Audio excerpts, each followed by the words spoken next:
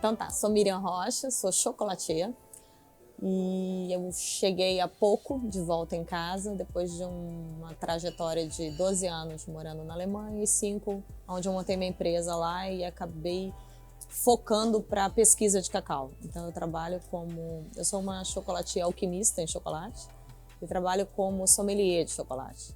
Esse trabalho foi desenvolvido na Alemanha, começou na Alemanha. E quando eu vi, a carreira acabou indo da área prática para a área um pouco pedagógica. Era aplicada a cursos gourmets e muitos eventos.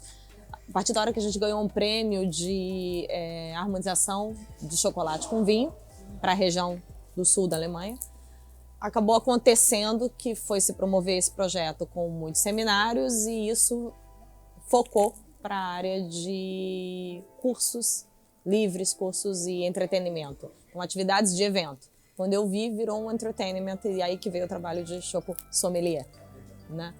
Inspirado no pessoal do vinho. E esse trabalho eu estou tentando... Bom, eu vim para o Brasil pesquisar cacau, lógico, sensorial de cacau e montar as primeiras escolas de chocolateria no Brasil, que a gente está começando mais a nível de pós-graduação.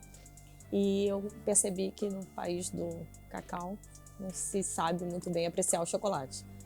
Então essa é a ideia. Eu estou montando, tem um ano agora, um pequeno ateliê e a ideia é promover um trabalho de chocolateria pura, como se oferece um vinho, a partir do terroir, a partir da região, a partir do IG, indicação geográfica, e junto disso um conceito We Desire Not Chocolate, porque eu percebi, pelo menos essa é a minha visão, que os melhores propagadores dessa imagem não seria só, claro, o público final, mas através de empresas.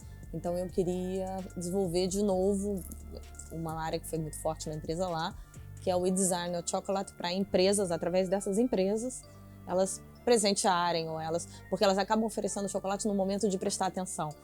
Então faz uma junção com nomes, com tecnologias, com um atestado de qualidade. Então eu achei que esse caminho talvez vai encurtar, né, a distância que a gente tem de conhecer um chocolate bom. O público final fica ainda muito perdido e ainda procura um doce sabor chocolate, que é totalmente diferente de um bom chocolate. Mais ou menos o que aconteceu na nossa geração com o vinho no início, há 10 anos atrás. Então, a gente pensa que não tem readaptação quando a gente chega em casa, né? Porque a gente está em casa, afinal de contas. Claro, existe esse sentimento romântico, né, de estar em casa, mas isso se confronta com a realidade e principalmente com esse gap de 12 anos fora. E para mim ainda de não ter trabalhado nessa área aqui. A minha ideia de procurar um coach foi de me sintonizar de novo, me puxar a orelha um pouco para a real e falar onde eu estava muito fora do meu comportamento adequado à realidade brasileira, digamos assim. Apesar de ser brasileiro, então você fica achando que sabe tudo, você sabe no coração. Mas é legal ter esse bate-bola com alguém que puxa você um pouco para real. É mais por aí, eu acho. Por exemplo, algumas vezes que eu era chamada a atenção para flexibilidade de algumas coisas. Então, interpretar até que ponto nós brasileiros somos criativos ou flexíveis.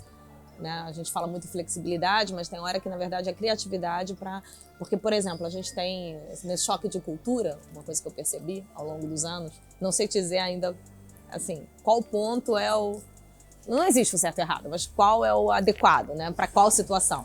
Mas muitas vezes, ou digamos 90% das vezes, num método tradicional de planejamento europeu, você planeja para não se estressar no final.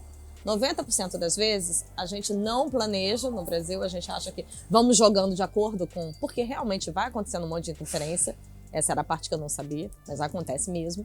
Não se estressa até o final, não vai dar certo, vai dar certo. O nosso positivismo é muito grande, só que no final é um puta estresse. Então, assim, será que precisava? Claro que vai dar certo. Hoje em dia eu já aprendi a minha frase, hoje em dia, juntando as duas noções, tá bom, eu sei que vai dar certo. Mas a que preço vai dar certo? Então, eu acho que essa discussão é muito saudável com o coaching. Porque muitas vezes, como ele estava no dia a dia e com outros tipos de clientes, ele via muito mais pontos dessas interferências que eu achava poder controlar. Hoje eu vejo que não dá para controlar, tem razão, mas dá para interpretar dessa forma. Assim, eu tentei fazer esse suco. E aí, antes de tudo, quando eu começo hoje a lidar com meus fornecedores ou com outras pessoas, eu tento falar logo isso. Vamos tentar ir de uma outra forma para ver se lá no final a gente estressa um pouco menos? E aí eu tô tentando. Então, enfim, essa é a realidade do que é flexibilidade, o que é saber apagar incêndio. Eu acho que nós brasileiros sabemos apagar incêndio como ninguém. Assim, doutorado de bombeiro nós temos, assim, essa organização, na verdade, porque por um lado eu gosto da organização, por um lado eu via que era bom estar conversando com alguém que tinha essa visão, mas o modo de implantar realmente é difícil. A equipe não responde, você não consegue criar parâmetros. Então, por mais que te falem, por exemplo, um exemplo prático, cria tal parâmetro, faz um checklist, coloca, fixa, enfim, tudo bem, a gente faz tudo isso.